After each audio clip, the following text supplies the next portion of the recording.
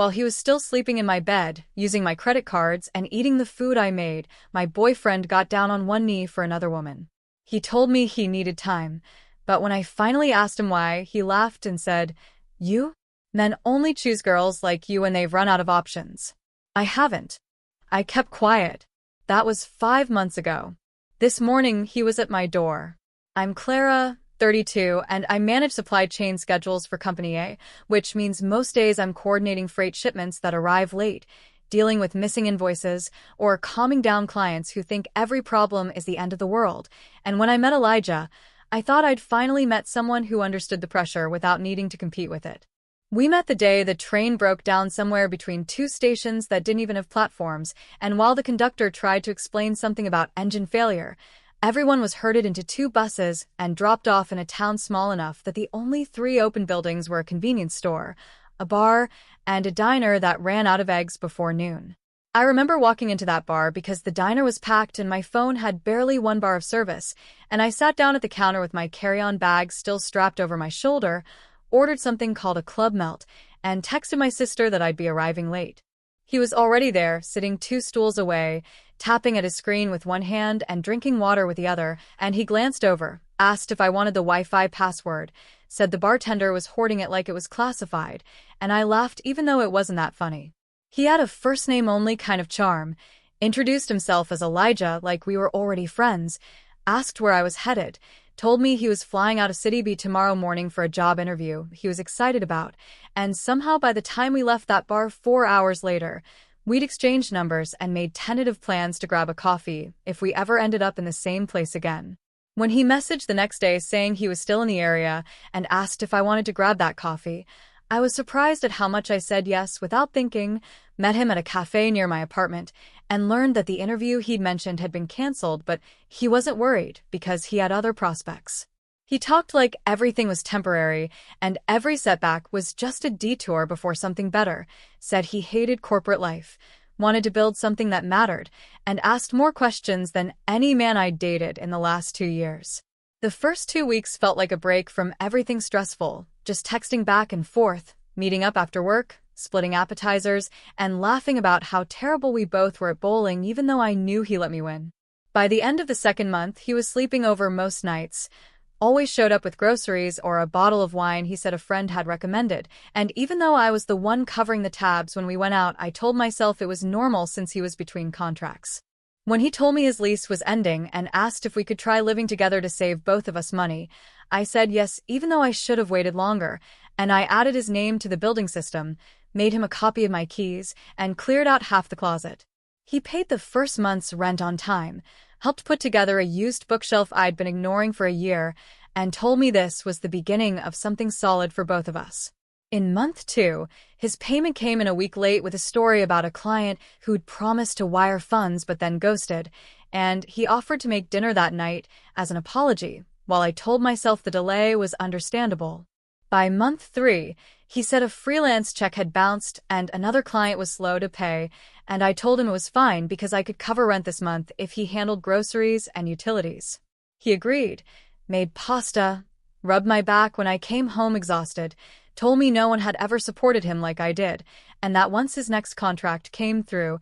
everything would be different. He kept saying it was all temporary, that good things took time, that people who gave up too early missed the reward, and I wanted to believe him because it felt easier than assuming I was being used. Every time I asked how the job hunt was going, he had a new story about someone who wanted to collaborate, a startup that wanted his input, a friend of a friend with an idea he might invest in, and every time I mentioned something real, like a bill or a credit card statement, he nodded and said he was on it. Then one Saturday afternoon, while I was deep cleaning the bathroom and Elijah was out networking, I found an envelope tucked between 2 cookbooks with his name on it, addressed from a bank I didn't recognize. I opened it because curiosity got the better of me, saw a statement listing a joint account I didn't know existed with my name and his listed on the top, and my stomach dropped when I realized he'd added me as a co-applicant without ever asking. When I asked him about it that night, he smiled like it wasn't a big deal, said he'd planned to tell me once it was funded, that it was part of a new venture he wanted me to be part of, and when I said I wasn't comfortable with that, he got quiet and changed the subject. That was the first time I felt something was off, but I didn't press harder because I didn't want to seem paranoid or controlling, and I figured I'd wait to see what happened next before jumping to conclusions. The next few weeks passed with fewer conversations and more late nights on his part, and every time I asked what he was working on, he gave vague answers and kissed me like distraction was a substitute for transparency. I didn't know then that while I was cooking dinner and checking invoice reports, he was texting someone else about rings and proposals, and I didn't know I was the placeholder, while someone else was the plan. I should have noticed sooner, but he made excuses feel like promises. I didn't notice right away how many of my groceries were disappearing faster than they used to, or how often he added snacks and drinks to the cart when we went shopping, and then somehow forgot his wallet by the time we got to checkout. At first, I justified it by saying we were sharing space now and food was communal, even though I was still the one tracking expiration dates, cleaning the fridge, and paying for restocks every single week. He borrowed my credit card once to buy something he said was for a client meeting, promised to pay me back once the deal closed, and then started using it casually for gas, delivery apps, and random charges that added up before I could even question them. When I confronted him about it, he said, "You told me to use it if I needed it," which I had once during an emergency, and when I tried to explain that I didn't mean unlimited access, he got quiet and walked away without saying anything for the rest of the night. By the time I started checking the transaction history more closely, he'd already racked up close to $1,200 in purchases I hadn't approved or even noticed until I saw unfamiliar vendor names listed on the statement and started Googling them one by one. Every time I tried to set boundaries about money, he shifted the conversation back to how hard he was working behind the scenes, how close he was to landing something big, and how much he appreciated my patience and belief in him. When my friend Mira invited me to a concert, and I turned her down because I couldn't justify the ticket cost, she asked if I was okay financially, and when I explained Elijah was still in between jobs, she asked, "So, why are you the only one sacrificing?" I told her it wasn't like that things were tight for both of us, that he'd pay me back as soon as his new contract cleared, but the look on her face stayed with me long after I hung up the phone. That night, I pulled up every bank statement from the past 3 months and sat at the kitchen table with a pen, circling anything I didn't recognize, and by the time I was finished, I had a list of over 30 transactions that couldn't be explained by rent, food, or utilities. He walked in while I was still holding the pen, looked at the papers, and asked, "What's all this?" And when I told him I was trying to figure out where our money was going, he laughed and said, "Our money? That's rich," like it was a joke. I didn't respond because I was still trying to decide whether I was angry, ashamed, or just tired, and he grabbed a soda from the fridge, said he had a call in 10 minutes, and disappeared into the bedroom like none of it mattered. When I brought up marriage one night after my cousin got engaged, just casually, he froze like I'd asked him to sign over his organs, then told me he wasn't ready for that kind of pressure,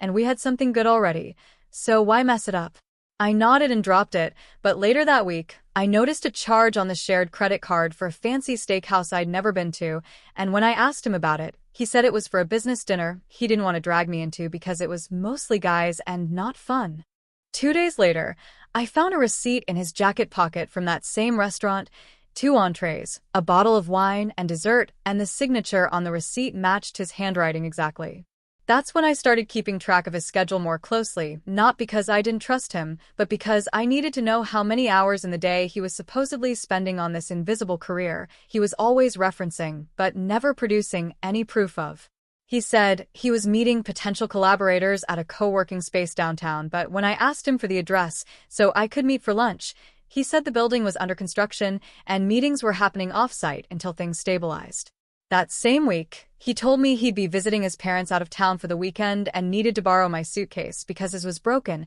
and I helped him pack it even though something about the whole plan felt rehearsed. He texted once while he was away, said they were doing well, that his mom asked about me, and that he'd be back Monday morning with good news about a new project. That Monday, I didn't hear from him until after 6 p.m. when he said his train had been delayed, and by the time he walked through the door, I was too exhausted from work to question anything. 3 days later, Mira messaged me while I was waiting for the bus, sent a screenshot from someone's social media page with a caption, "Dinner date with my forever," and in the picture was Elijah, smiling across a candlelit table with a woman I'd never seen before. I stared at the screen for a full minute before I texted Mira back, asked her who the woman was, and she said she didn't know, but the account was public and I should probably look at the rest of the photos. I opened the profile, scrolled back 2 months, saw posts of Elijah at parks, restaurants, and on a beach I'd never been to, tagged in photos with captions like, "My man and the best date ever,"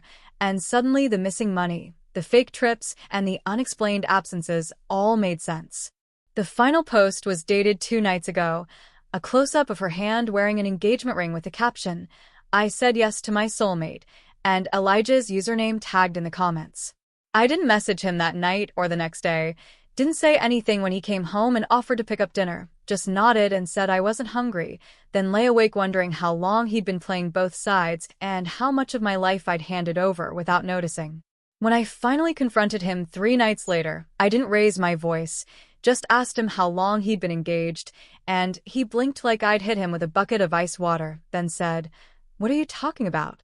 I showed him the photo, the tag, the comments, the timestamps, and he stood there silent for a second before saying, "That's not what it looks like," and when I asked what exactly it looked like to him, he shrugged and said, "It's complicated." I asked if he used my credit card to buy the ring, and instead of denying it, he rolled his eyes and said, "You act like it was some big betrayal," and then walked into the kitchen like we were just having another stupid argument about groceries. When I followed him and said, "You used me," he turned around, took a swig from a drink I'd bought, and said, "Come on, Clara, you're not exactly the girl men fight over. You're the one they settle for." That sentence hit harder than anything I'd ever heard in my life. I didn't plan what happened next because I wasn't thinking. I just moved, raised my hand, and slapped him across the face so hard my own fingers stung, and when he looked at me with that same smirk like I was the one being dramatic, I grabbed his backpack from the hook, stuffed it with the first shirt I could reach, and shoved it into his arms. He said I was overreacting and that I was being immature, but I told him he had 5 minutes to leave before I called his fiancée and told her exactly where the money for that ring came from. He laughed like I was bluffing, but when I pulled my phone out and opened the social media app, showed him the message draft I'd already written to her, his expression changed, and he finally moved toward the door. He said he needed to grab more of his things, but I told him to talk to the landlord because I wasn't letting him back in, and I slammed the door behind him before he could respond. That night, I didn't cry or scream. I logged into our shared credit account, opened every transaction from the past 3 months, and took screenshots of every charge that didn't make sense, including the jewelry store where he'd spent $2,800 and labeled it client gift.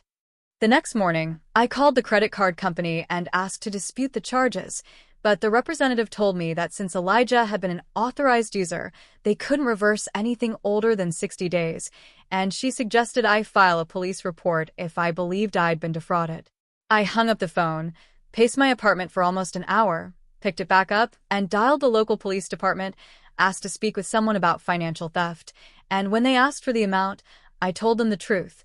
$5,400 spread across charges I couldn't pay off or prove I hadn't authorized. The officer on the phone said they could take a report but couldn't promise much since it wasn't identity theft and I had technically allowed him access, so unless I had text messages or recordings showing him admitting to the fraud, there wouldn't be much they could pursue. I hung up again and deleted every photo of him from my phone, blocked his number, blocked his email, removed him from every account I could think of, and when I got to the utilities website, I realized he had set up auto payments using my card and hadn't paid the last 2 bills. I called my landlord, explained that Elijah had moved out, and asked him to remove his name from the lease, and the landlord told me Elijah had never signed it in the first place, that the lease was still solely in my name, and any rent missed was my responsibility alone. I went through my inbox looking for any trace of job leads or freelance invoices Elijah had shown me, but none of the companies or names he mentioned existed when I searched for them, and the few emails I found were all sent from Gmail accounts with no last names or real contact information. By the 3rd day, I had locked every account, changed every password, and gone to the bank to remove Elijah's name from my emergency fund account, only to be told that he'd already withdrawn nearly $600 from it 2 weeks earlier using a debit card I hadn't even realized I'd handed over. I closed that account entirely, opened a new one, and sat in the branch manager's office filling out forms to set up alerts for every future transaction because I couldn't trust myself not to miss something again. By the end of the week, I'd calculated everything: rent I'd cover alone, bills I'd paid in full, credit card charges, groceries, utilities, auto payments, cash transfers, and the total came to just over $9,000 in losses since the day he moved in. I took his remaining things, shoes, toiletries, old hoodies, and stuffed them into black trash bags, texted him once saying they'd be outside the building until midnight, and if he didn't pick them up, they were going to Goodwill. He showed up just before sunset, looking unshaven and tired, wearing clothes that didn't fit him as well as they used to, and when I came downstairs to take out the final bag, he stepped forward and said, "Clara, can we just talk for 5 minutes?" I told him there was nothing left to discuss, that he needed to take the bags and leave, but he kept standing there, saying things like, "You don't understand what happened," and "she meant nothing," and I was going to break it off. When he reached for my arm, I pulled away so fast that I hit my elbow against the wall and nearly dropped the bag, and when I told him if he touched me again I'd call the police, he finally took a step back. He mumbled something about not having anywhere to go, said he was staying with a friend but didn't know for how long, and asked if I could just let him crash for a few days until he figured things out. I told him to go stay with the woman he bought a ring for, and when he didn't move, I walked back upstairs without another word, locked the door, and listened to make sure he didn't follow. The next day, I hired a locksmith to change the deadbolt and interior locks, paid $170 I couldn't afford, and updated the building management with a new emergency contact that didn't include him. I started carrying pepper spray in my bag, even though I never felt unsafe in my own neighborhood before, and I checked the hallway before leaving my apartment every morning because I didn't trust that he wouldn't try to come back. By the second week, I was still checking the credit card account daily, and I found a pending charge for a streaming service I didn't subscribe to, and when I called to cancel it, the agent confirmed it had been set up under Elijah's email address and my billing info. I reported the charge, flagged the account, changed the card number again, and started a spreadsheet of every expense I could track back to him because I wasn't going to forget a single dollar. I called my cell provider and removed his name from the shared family plan we had stupidly merged months ago, and when they told me it would cost a fee to separate the lines, I paid it and didn't look back. By the third week, my job performance started slipping because I couldn't concentrate, kept making mistakes in shipment entries, and my supervisor pulled me aside to ask if something was going on at home. I told her it was personal, that I was handling it, and she said okay, but I could tell she wasn't convinced, especially when I missed a weekly report deadline 2 days later and blamed it on a system glitch. By the time the next pay cycle hit, I had nothing left after bills were paid, no savings, no buffer, and I started skipping meals just to stretch what I had until the next direct deposit. That's when I realized something had to give. Either I stopped trying to recover in silence, or I was going to break completely. I woke up that Monday with a stomach so tight I thought I might throw up, but I still dragged myself to work, sat at my desk pretending I was fine, and by noon I got called into the manager's office and was told my position was being phased out due to restructuring, effective in 2 weeks, and the severance wouldn't cover more than 1 month's rent. I didn't argue or beg or ask for reconsideration because I knew none of that would matter. Just signed the exit documents with a pen I borrowed from her desk and walked back to my cubicle without making eye contact with anyone. In the bathroom stall, I texted Mira one sentence, "I just lost my job," and turned off my phone before the typing dots could finish whatever comfort she was trying to send me. That night, I applied to 12 jobs before I even made dinner, typed out the same cover letter with different names, uploaded my resume until the system locked me out, and fell asleep on the couch because I couldn't stand the sight of my bed anymore. Over the next 4 days, I applied to over 60 jobs, entry-level, admin, warehouse, customer service, remote, temp agencies, anything that offered immediate pay and didn't ask for a reference from Company A. By the time my last day came, I walked out of that building with a cardboard box filled with desk junk I didn't even want, and a hollow sense of finality that felt more like being erased than let go. When I got home that night, I opened the freezer, found 1 bag of frozen peas and half a loaf of bread, and realized that if I didn't get money by the 15th, I was going to be late on rent for the first time since I moved in. I listed my nicer clothes on a resale app, posted my second monitor for sale, and started comparing rates on payday loans I swore I'd never touch, but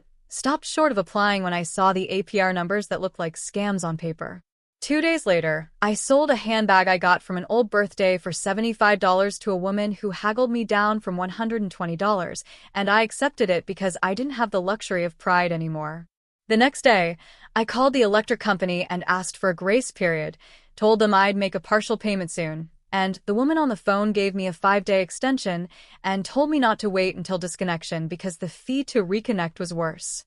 I made scrambled eggs and toast for 3 nights in a row and pretended it was a preference, not a necessity. But even with the tight budgeting, by the second week of unemployment, my checking account was down to $88 and the fridge had nothing but condiments and half a lemon. I got a voicemail from my landlord saying he noticed the rent hadn't posted yet and wanted to confirm my intentions before starting any formal notices, and I called him back immediately, told him I was waiting on a payment and would make it by the 15th. On the 15th, I sent him $300 and said the rest was coming soon, and he replied with a single sentence reminding me the lease required full payment by the 5th, but he'd wait 1 more week before issuing a final warning. I walked to the library to use the free Wi-Fi because my internet bill hadn't been paid and logged into all the job boards again, this time applying to anything within 10 miles of my zip code that didn't require a car or certifications. The following day, I got one response from a seasonal warehouse position at Company B, and they asked if I could come in for a shift trial the next morning, and I said yes without asking any questions. The work was awful. Lifting heavy boxes, repetitive scanning, supervisors who barked orders instead of speaking, but by the end of the day, I was offered the spot and told to return Monday with steel-toe boots and my ID. I spent my last $42 on secondhand boots from a discount store, skipped lunch the entire weekend, and reported to the warehouse Monday morning ready to work 10 hours for a flat $112 before taxes. I lasted 6 days before my hands blistered. My back started locking up after every shift, and I had to ice my knees just to get down the stairs in the morning, but I couldn't stop because the rent was still due, and I hadn't even paid off the electricity yet. On the 7th day, I came home and found an eviction notice taped to my door, bold letters informing me I had 30 days to pay the full balance or vacate, and I didn't even have the strength to rip it down. I sat on the floor with my back against the wall, texted Mira a picture of the notice, and when she offered to send me money, I thanked her and told her I'd figure something out because I didn't want to become someone else's problem. That night, my neighbor from 2 doors down knocked, said she saw the notice and asked if I was okay, and even though I said yes, she stepped inside and asked if I'd ever considered getting a roommate to help with expenses. I told her I didn't have time to screen strangers or deal with drama, and she said her cousin Rosalie was looking for a short-term place, would pay in cash, quiet,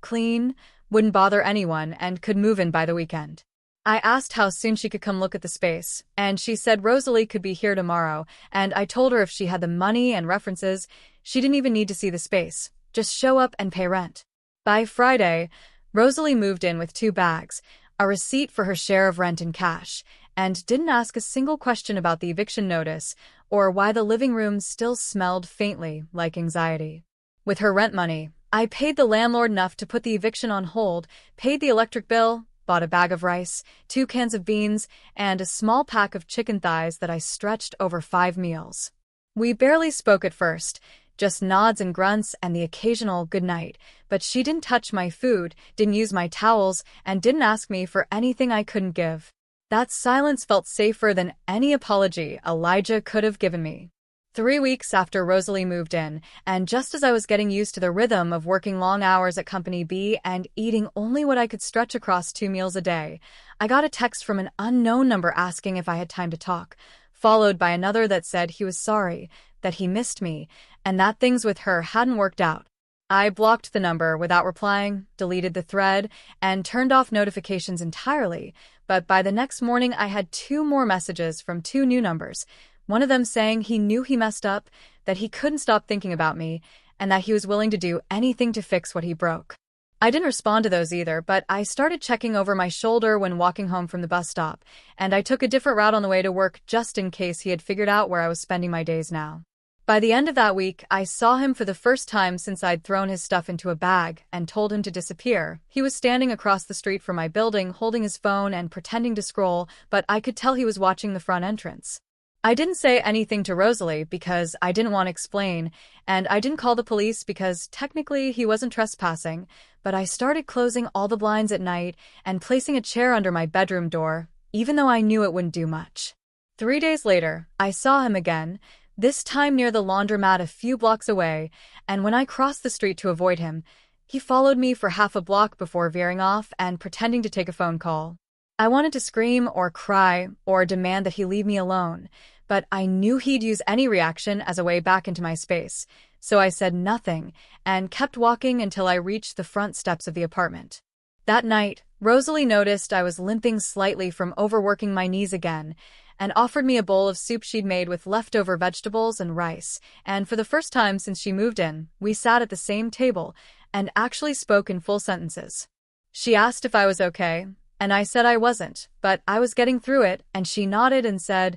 "Me too," before mentioning that her last roommate had drained her savings and disappeared without paying 2 months of rent. We didn't talk about details after that, just shared cheap meals when our schedules overlapped and started splitting grocery runs so neither of us had to carry too much at once. And for the first time in weeks, I stopped feeling like every conversation was a transaction. The warehouse started giving us longer shifts without warning, so sometimes I'd arrive for an 8-hour block and get told to stay for 12, and I kept saying yes because overtime meant rent, and rent meant survival. By the end of the second month at Company B, I was waking up sore every day, popping ibuprofen like vitamins and coming home so exhausted I could barely wash my clothes, but I kept showing up because the fear of losing the roof over my head was worse than the pain in my back. Then one morning, I couldn't get out of bed, my throat was on fire, my forehead burned, and when I tried to stand, I had to grip the wall to stop from collapsing, so I called work and tried to explain, but my supervisor told me temp workers didn't get sick days, and if I didn't show up, I might be replaced. I hung up, took 2 more ibuprofen and managed to get dressed slowly, walked to the bus stop shivering and sweating, and told myself if I could just make it through the shift, I'd go to urgent care afterward, even though I knew I couldn't afford it. I don't remember much about that day, just scanning boxes, leaning on the shelves when no one was looking, drinking from the water fountain every 20 minutes, and counting the hours until my body would let me stop. At the end of the shift, I waited at the bus stop trying not to pass out, but I must have because I woke up on the ground with a teenage girl crouched over me asking if she should call someone, and I told her I was fine even though I could barely move. She helped me sit up, and I got on the next bus somehow, stumbled through my front door, and collapsed just past the threshold with my boots still on, where Rosalie found me an hour later when she came home from work. She helped me into bed, brought me water, took my temperature twice, and told me I wasn't going anywhere for at least 2 days because I had a fever, so she thought I might pass out again, and when I tried to argue, she cut me off and said no job was worth dying for. She called Company B and told them I had pneumonia and wouldn't be in for the rest of the week, and when I said they'd fire me, she told me if they did,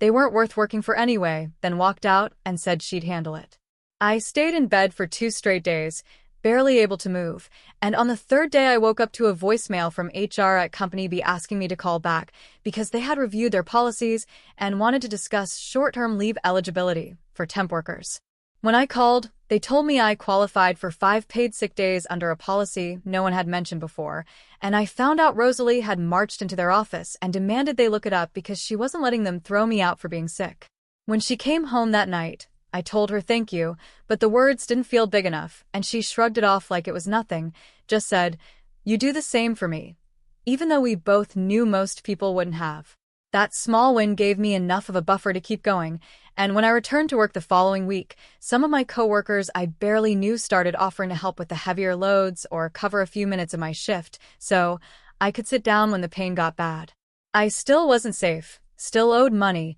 still hadn't paid down the debt Elijah left behind, but for the first time since this mess started, I wasn't fighting completely alone. December arrived with longer shifts, heavier boxes, and my back aching worse every day, but I didn't complain because every hour on the clock meant a few more dollars toward rent, and I was terrified that one missed payment would start the eviction process all over again. I tried ignoring the throbbing in my tooth that had been bothering me since October, but the pain started waking me up at night and making it impossible to chew on one side. So I finally called a dental clinic and asked about payment plans, only to be told the first visit would be $170 up front. I hung up without booking anything, microwaved leftover rice, and told myself I'd call again once I got paid, even though I already knew that money was going to go straight to the credit card minimums that were still piling up from Elijah's damage. One morning at the bus stop, I ended up next to a woman who started chatting while we waited, and when I told her I worked in warehouse inventory, she mentioned that her clinic storage room was a mess, and they were looking for someone part-time to organize it. I didn't care if she was joking or serious. I asked for the address, wrote down the name of the office manager, and told her I'd drop off a resume that same day, even though I hadn't printed one in months, and had no idea if it was even updated. After my shift, I stopped at the library, printed a copy, and walked into the medical office where a woman at the front desk pointed me toward the back, and 10 minutes later, I was sitting across from a tired-looking manager who didn't even ask for references, just glanced at my resume and said, "How soon can you start?" I told her tomorrow if needed, and she nodded, said the pay was a little higher than minimum wage, part-time to start, and if I proved I could handle the work, she'd keep giving me more hours, and I accepted without even pretending to think it over. For the next few weeks, I worked mornings at the clinic and evenings at the warehouse, didn't take a single full day off, and came home so exhausted that sometimes Rosalie had to remind me to eat before I passed out on the couch with my shoes still on. She started cooking more, told me it made her feel better to contribute in ways other than rent, and I didn't argue because I knew I'd hit my physical limit and didn't have the bandwidth to refuse help just to save face. By mid-January, the clinic manager asked if I wanted to increase my hours to nearly full-time because they were short-staffed and liked how I handled the inventory logs, and I said yes before she even finished the sentence because it meant I could finally quit the warehouse. My last day at company became with zero fanfare, just a nod from the shift supervisor and a quick goodbye from two coworkers who said I'd probably be back once I saw how boring medical offices were, and I didn't bother correcting them. The clinic wasn't glamorous, but it was clean, organized, and the work didn't break my body, and for the first time since I lost my job at Company A, I could breathe for a full minute without worrying something else would explode. By the end of that month, I'd caught up on 2 overdue credit card bills, paid rent on time without begging for an extension, and even bought a second-hand coat that actually kept me warm waiting for the bus. Then, right when I thought Elijah might have finally disappeared for good, Valentine's Day arrived, and I came home to find a paper grocery bag leaning against the door with a bouquet of crushed roses, a small jewelry box, and a note taped to the top with my name written in handwriting I hadn't seen in months. I knew it was from him the second I saw the loop on the capital C, and I didn't even bring it inside, just carried the whole thing down the hall to the garbage chute and dumped it, but the next morning I got another text from a new number asking if I got his peace offering. I didn't reply to that one either, but the pit in my stomach returned and stayed for the next few days, reminding me that even when people are gone, they don't always stay gone. A week later, I got a raise at the clinic, only 50 cents more an hour, but enough to cover groceries without using my credit card, and Rosalie and I celebrated with takeout from the cheapest place we could find, both of us pretending it wasn't a big deal even though we both knew it was. She started spending more nights at her boyfriend's place, which meant I had more quiet, but also more responsibility again, and I was okay with that because the apartment felt like mine again instead of a waiting room for disaster. Then one afternoon, just before I left the clinic, Jay sent me a text saying she'd run into Elijah at a cafe across town, and he mentioned he was planning to move to City D to start fresh.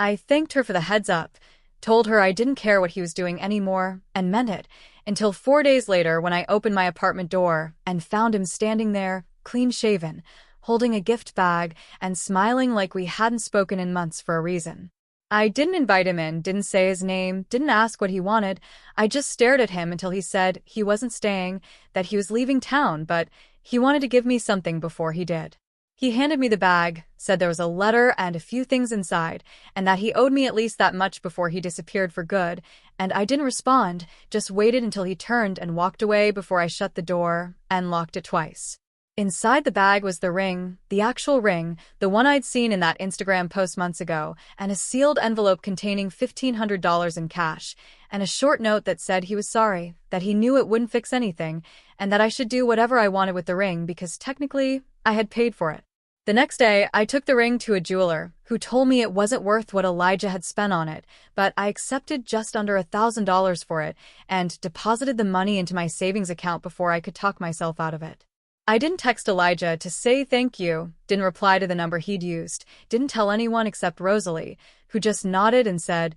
"Better you got it back than it sat in his pocket like some excuse." The cash didn't erase the damage, but it put distance between me and the version of myself who used to believe his stories. After I sold the ring and added the money to my savings, I sat at my desk with a spreadsheet and calculated exactly how much I still owed on the credit cards Elijah had maxed out, the utilities I'd fallen behind on, and the loans I had taken to survive those first few months. And for the first time in almost a year, the number didn't feel like a death sentence. I called each creditor one by one, negotiated payment plans, set reminders for every due date, and promised myself I would never again let someone else's chaos become my emergency, even if they cried, begged, or promised they would change. When I walked into the clinic that week and saw my name on the whiteboard with a full schedule of hours, I realized I wasn't temporary anymore, that the manager had quietly made my job permanent without an announcement, just an increase in responsibility and an assumption that I was staying. I accepted it without fanfare, clocked in early, and stayed late when needed because I didn't want a title or a party, I wanted stability, and I was finally getting close to something that resembled it. Rosalie moved out in April to live with her boyfriend full-time, gave me 3 weeks' notice, handed me her last month's rent in cash, and promised to stay in touch if I ever needed anything, and I thank her without saying too much because we both understood that survival didn't always require sentiment. I posted an ad on a job board and interviewed 3 people before settling on a grad student named Lena, who showed up 10 minutes early, paid her deposit in exact change, and didn't ask any personal questions when she moved in, just said she was quiet and would stay out of the way. We shared the space without conflict, split chores without reminders, and after everything I'd endured, the absence of chaos felt like a luxury I hadn't known to ask for before. One afternoon, while updating inventory logs at the clinic, the office manager asked if I'd ever considered moving into procurement full-time since I already handled most of the supply chain tracking,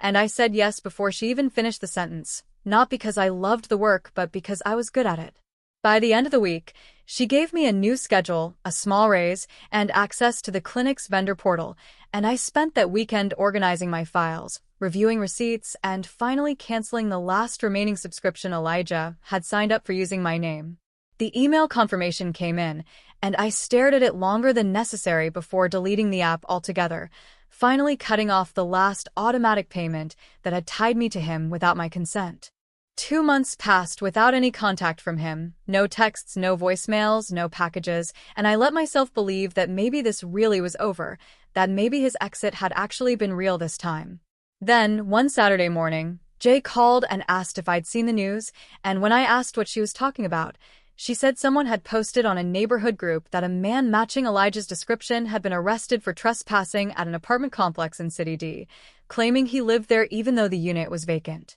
I didn't respond right away, just listened as she read the post aloud, and when she asked if I was okay, I told her I didn't care anymore, which was almost true, except for the part of me that still braced every time a private number showed up on my screen. Later that week, I received an envelope with no return address and a handwritten note that said, "I meant it about paying you back, I'm starting with this," and inside was a money order for $300 with no name attached. I deposited it anyway, flagged it in my spreadsheet, and moved on without replying or wondering how he'd gotten my address again because I had already changed the locks twice and wasn't going to start living scared again. Over the next few weeks, 2 more money orders came, one for $200, the other for $150, and each time I deposited them, logged the amount, and then shredded the envelope without reading the note inside. At the clinic, my responsibilities grew again, and I was asked to train a new assistant who kept asking me how I stayed so organized, and I laughed and said, "You'd be surprised what chaos teaches you if you survive it." I didn't tell her anything about Elijah, or the mess he left, or the months I spent living off rice and expired soup because those stories weren't scars I wanted to share with people who hadn't earned the right to hear them. That month, I made the final payment on the last credit card he'd ruined, watched the balance hit 0, and closed the account permanently, so I would never have to see that number again. I didn't celebrate, didn't buy anything special, didn't post about it online. I just marked the spreadsheet as resolved, took a deep breath, and deleted the document from my desktop. Then one evening after work, I checked the mailbox and found another envelope, this one bulkier than the others, and inside was a final note that said, "This is everything I have left. I hope you use it to keep going," along with $500 in cash, folded neatly with no message beyond the amount. I placed the money into my emergency fund and didn't speak of it to anyone because it wasn't about him or forgiveness or starting over. It was about reclaiming every dollar he tried to erase from my life. The next day, I checked Daria's old profile out of curiosity, found it completely gone, and assumed she'd either deleted it or changed her name, but I didn't dig further because none of that mattered anymore. What mattered was that my rent was current, my bank account wasn't empty, my roommate paid on time, and I was going to bed each night without flinching at every noise in the hallway. I hadn't seen Elijah in person since that day at the door, and I hoped I never would again. By midsummer, the clinic offered me a full-time contract with benefits, asked if I wanted to enroll in their retirement plan, and told me I could start training toward an internal promotion in 3 months if I kept handling supply management the way I had been. I signed the offer letter without hesitating, scheduled a dental appointment using the insurance they gave me, and walked out of the office that afternoon with an appointment card and a quiet realization that I was finally done choosing between rent and my health. That weekend, I flew to visit my mom for the first time in almost 2 years because she had offered to cover the cost of my dental work as long as I stayed for a few nights, and I agreed, even though I knew it meant spending time with her husband, who had never liked the fact that I lived alone and worked full-time instead of settling down. When I arrived, she hugged me tightly, asked about work, and avoided mentioning Elijah completely, which I appreciated, because I didn't want to explain how someone like him had managed to get past all the defenses I thought I had. We spent the weekend sitting in her kitchen, talking about everything except what mattered most, and when I left, she handed me a check for part of my credit card debt and said, "I know it's not everything, but I don't like seeing you go through it alone."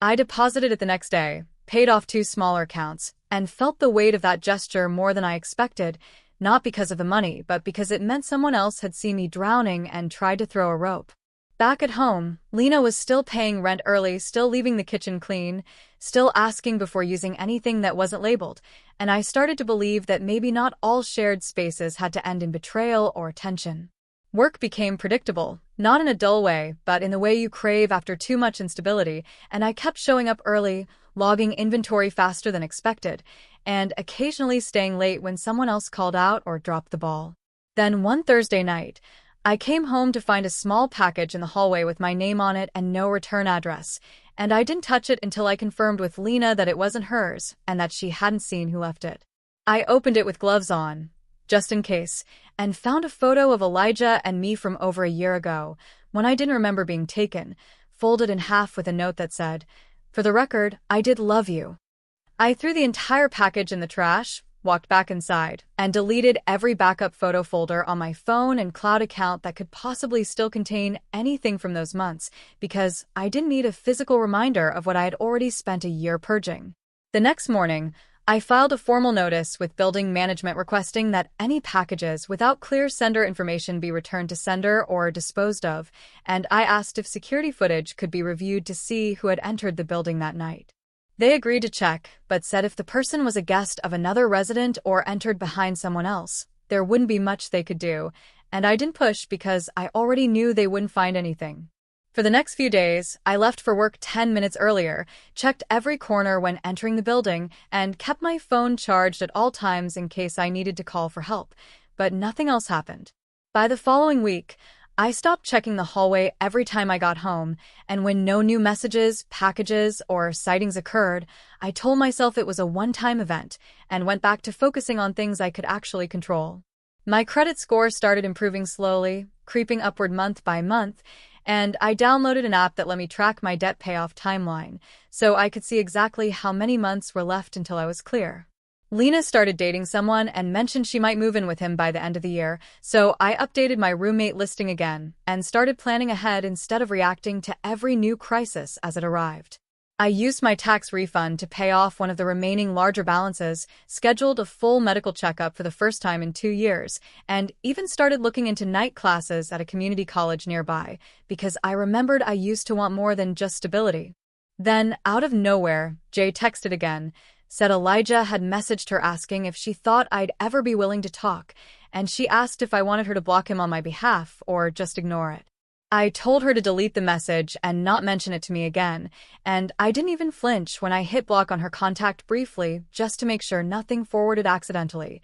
then unblocked her an hour later with a warning not to tell me anything else about him. 2 days later, the clinic manager pulled me aside and said the department head had been impressed with my reporting logs, asked if I'd be interested in shadowing him during vendor audits next quarter, and I said yes, so fast it surprised both of us. That night, I made dinner from scratch, something I hadn't done in months, and I ate it slowly without watching a screen or checking my phone, just thinking about how far I had come without needing anyone's permission or apology. The next morning, I woke up to a money order for $400 in my mailbox with no note this time, just my name on the envelope in familiar handwriting, and I deposited it without hesitation because I wasn't going to return money I was owed, no matter how long it took him to realize the damage he'd done. I told no one about it, not even Rosalie or Jay, because I didn't want their opinions. This wasn't about closure or forgiveness or second chances. It was about math, damage, and repayment. I wasn't rebuilding my life out of pride or spite or some desire to prove him wrong. I was doing it because no one else was going to do it for me. 2 weeks after I deposited the last unmarked money order, I received an email from a local financial literacy nonprofit asking if I'd be interested in speaking to a small group about recovering from financial abuse, and at first I thought it was spam or a mistake, but then I realized Jay had probably submitted my name without asking. I stared at the email for a full hour before replying that I'd think about it, not because I didn't want to help, but because I wasn't sure if I was ready to say all of it out loud in front of strangers without breaking down or saying something I'd regret. That same day, the clinic's HR manager asked if I would consider sitting in on a hiring panel for new inventory staff, since I had the most experience now, and I agreed before she finished the question because I wanted to be someone people trusted for decisions. That night, I went through my budget and saw that between the last money order, my most recent paycheck, and the refund from an old account I'd forgotten about, I finally had over $2,000 in savings for the first time in over 2 years.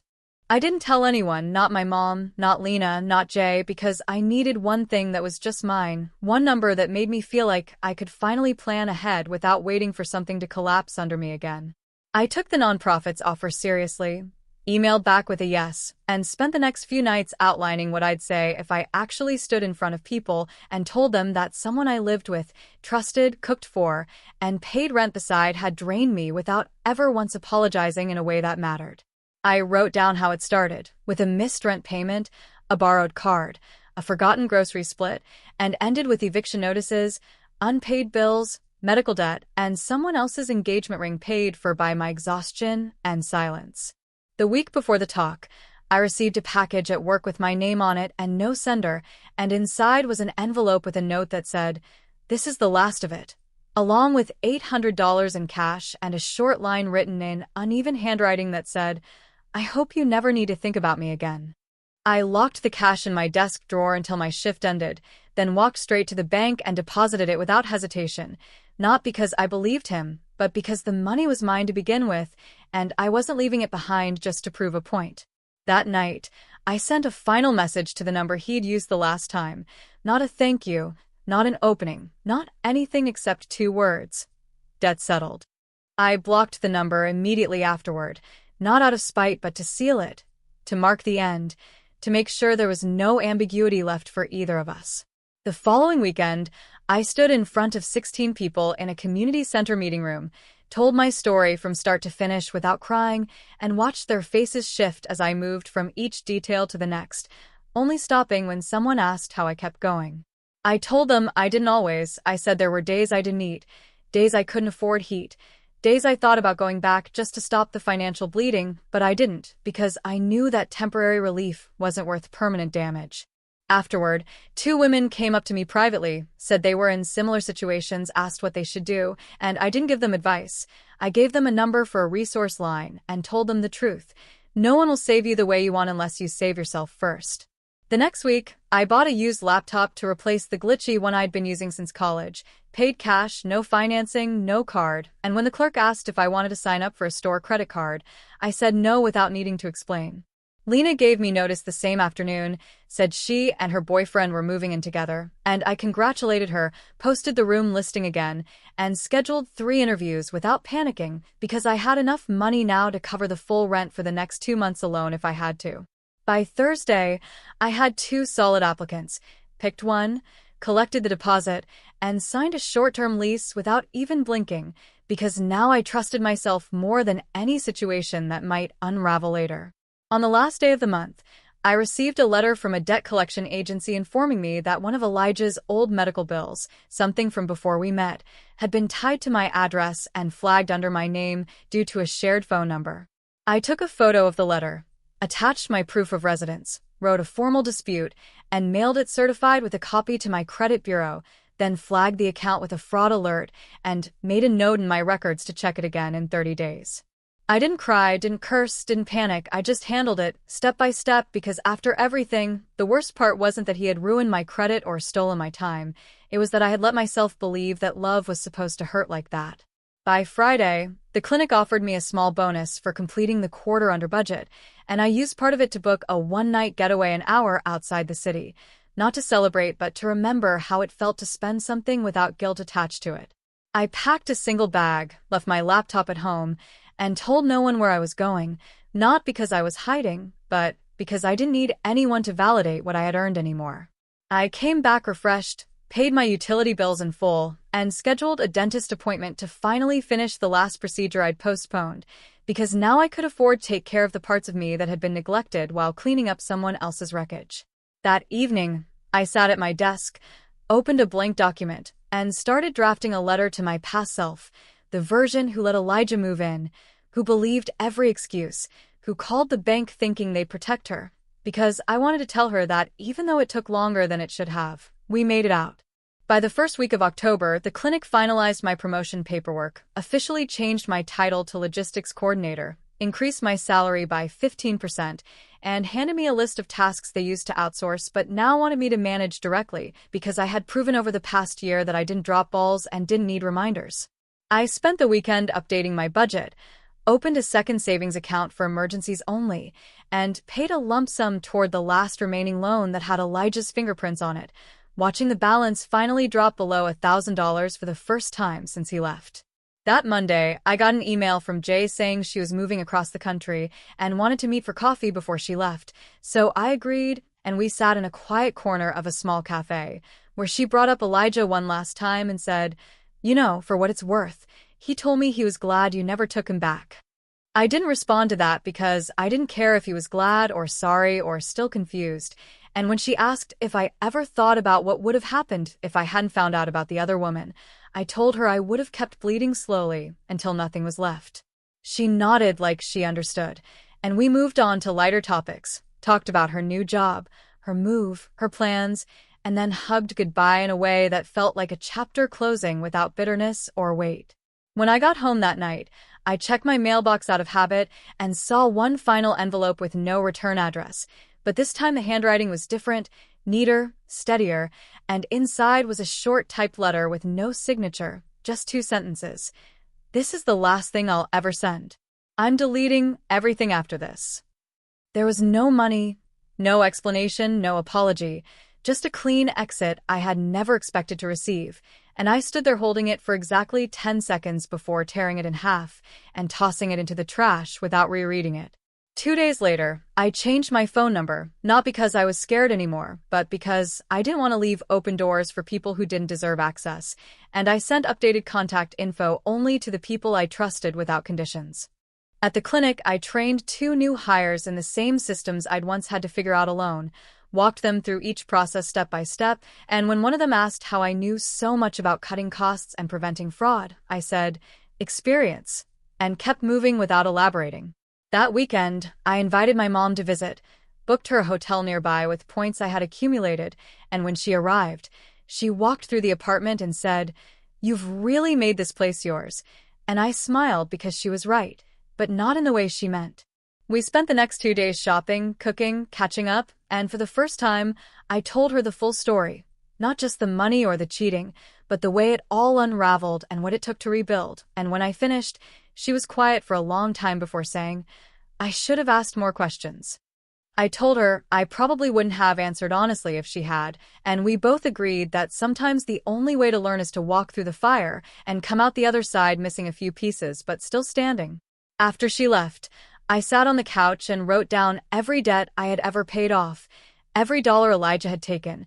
every hour I had worked to undo his damage, and when I totaled it all, I realized I had not only recovered but had outpaced him in every measurable way. The next morning, I called the nonprofit that had hosted my first talk and offered to return for another session, this time focused on financial boundaries, and they said yes immediately and asked if I wanted to turn it into a monthly workshop. I agreed before they even sent the paperwork, because I knew now that survival wasn't the end of the story. It was just the beginning of something I could finally call mine without apology or shame. By November, I had completed my dental work, enrolled in a night class, updated my resume just in case, and started putting $50 a month into a future travel fund because I didn't want my whole life to be about fixing what someone else broke. Then one night, after dinner, I took out the last notebook I had saved from the days I was counting dollars and hours and unpaid bills, and I flipped through every page, reading every desperate scribble and every number that once dictated how long I could keep the lights on. When I reached the last page, I closed it, put a rubber band around the cover, and dropped it into the bottom drawer of my desk, not to forget it, but to mark the end of it, to stop letting it shape every move I made. 3 days later, I met someone at the clinic, nothing serious, just a new delivery driver who smiled the right way and didn't ask too many questions, and for the first time in a long time, I didn't flinch when someone asked if I wanted to get coffee after work. I said yes without checking my account balance first because I knew I could afford it both financially and emotionally, and because this time I was the one choosing, not begging to be chosen. I didn't tell him about Elijah, didn't mention the money or the ring or the months I spent clawing my way out of the mess, because none of that defined me anymore, and if it ever came up, I'd decide when and how much to share. That night, I got home, checked the locks out of habit, turned off the lights, and stood in silence for one long moment, not because I was scared, but because it was finally quiet, and I wasn't waiting for the next bad thing to hit me from behind. I was done surviving Elijah. I was finally living without him. After everything Elijah took, everything I lost, everything I rebuilt alone piece by piece while no one was watching, I stopped waiting for the apology that would never come and stopped needing anyone to understand how deep the damage went before I started fixing what I hadn't even caused. The money he returned didn't undo the theft, the ring he gave back didn't make me feel chosen, and the notes he sent didn't count as closure, because nothing he offered ever came from respect, only guilt, or fear, or the need to rewrite how it ended. I didn't rebuild to prove him wrong or to show anyone how strong I was. I rebuilt because I had no other choice and because staying broken wasn't an option, not if I wanted to survive the next crisis without crawling back to someone who saw me as disposable. Every shift I took, every bill I paid, every time I said no to something I couldn't afford or yes to something that gave me back a sliver of control, I wrote a new ending that he didn't get to edit. And now when I wake up, I don't calculate how much I owe or what excuse I'll need. I check my balance, pack my lunch, and go to a job where people trust me. I don't flinch when someone offers help, but I don't rely on anyone who hasn't proven they'll show up without needing praise, and I don't explain anymore when people ask why I'm so careful, because being cautious isn't fear, it's wisdom earned through fire. If he ever reaches out again, I won't answer, not because I hate him, but because I don't care anymore. And if someone asks me how I got through it, I'll tell them the truth. One shift at a time. One receipt at a time. One decision at a time.